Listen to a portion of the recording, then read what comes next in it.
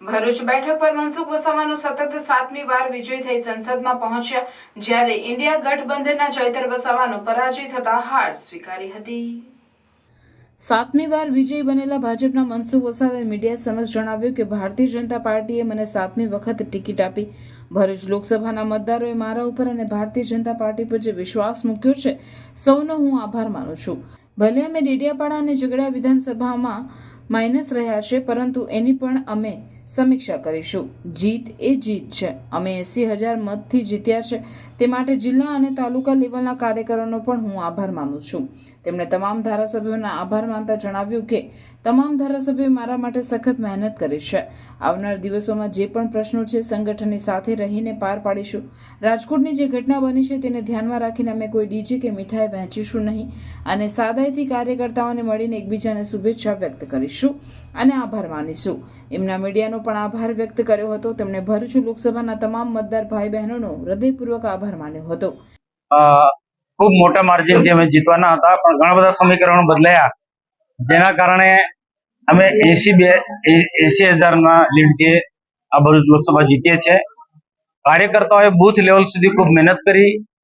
તાલુકાના કાર્યકર્તા, જિલ્લાના કાર્યકર્તા, તમામ ધારાસભ્યશ્રીઓએ બધા જ લોકોએ વધુ લીડ મળે એના માટે પ્રયાસો કર્યા, પણ આખર તો મતદારો પર આધાર છે। મતદારોનું જે મનમાં શું હોય છે એ પારખી ના શકાય, પરંતુ જીત અમારી નક્કી હતી। પહેલેથી જ અમે જીતની વાત કરતા હતા, છતાં પણ મતદારોએ જે જજમેન્ટ આપ્યું છે એને અમે સ્વીકારે છે અને 80,000 લીડથી અમે જીત્યા છે। જીત્યા પછી પ્રજાના પૂરેપૂરા કામ કરીશું। ક્યાંક મત મળ્યા છે, ક્યાંક નથી મત મળ્યા, એ જરા પણ ધ્યાનમાં નથી રાખવાના, પરંતુ આખા લોકસભાને ધ્યાનમાં રાખીને રાજ્ય સરકાર કે ભારત સરકારની જે જેટલી વિકાસકારી યોજનાઓ છે એ પૂરેપૂરી લોકોને મળે અને ક્યાંક ક્યાંક અમને જે નુકસાન થયું છે એના પણ અમે સમીક્ષા કરીને એમાંથી બહાર નીકળવાનો પ્રયત્ન કરીશું। મતોના નુકસાનથી તમને શું શીખ મળી છે? જી, મતોનું જે ધોવાણ થયું છે એનાથી શું શીખ મળી છે? એ તો આમાં શું છે, ચૂંટણી છે, ચૂંટણીમાં એવું નથી કે અમે મતદારોને અમે અપીલ કરી તે પ્રકારે મતદારોના મનમાં એ જાણવું બહુ મુશ્કેલ છે, છતાં પણ અમે સમીક્ષા કરીશું કે જે વિસ્તારની અંદર ખાસ કરીને ઝઘડિયા વિધાનસભા અને ડેડિયાપાડા વિધાનસભાની અંદર આદિવાસી વિસ્તારની અંદર જે સખત માર પડ્યો છે એનો અમે ચોક્કસ સમીક્ષા કરીશું અને હારના કારણ એ વિસ્તાર બંને વિધાનસભાના હારના કારણો શું છે એનું જાણીશું અને એના જે લોકોના જે પ્રશ્નો હશે પ્રશ્નોનું સમાધાન પણ કરીશું। બીજી બાજુ ઇન્ડિયા ગઠબંધનના ઉમેદવાર ચૈતર વસાવાએ હાર સ્વીકારતા મીડિયા સમક્ષ મહત્વની વાત કરતા જણાવ્યું કે અમે ચૂંટણી લડ્યા, ખૂબ સારી રીતે લડ્યા। આ ચૂંટણીમાં તો અમે જીતીશું ક્યાં, તો અમે શીખીશું। અમે ઇન્ડિયા ગઠબંધન ટીમ સાથે ખૂબ સારી રીતે લડ્યા છીએ। જે લોકો 5 લાખની લીડની વાત કરતા હતા એ લોકો આજે લાખની અંદર જ રમતા દેખાઈ રહ્યા છે, ત્યારે હું ચોક્કસ કહીશ કે અમારી ખૂબ મોટી જીત છે। ભરૂચ લોકસભાના મતદારોએ જે રીતે અમને સહકાર આપ્યો છે તે તમામ મતદારોનો હું આભાર માનું છું। ભરૂચ લોકસભા મતદારોને હું જણાવવા માંગુ છું કે આજે પણ હું ડેડિયાપાડાનો ધારાસભ્ય છું।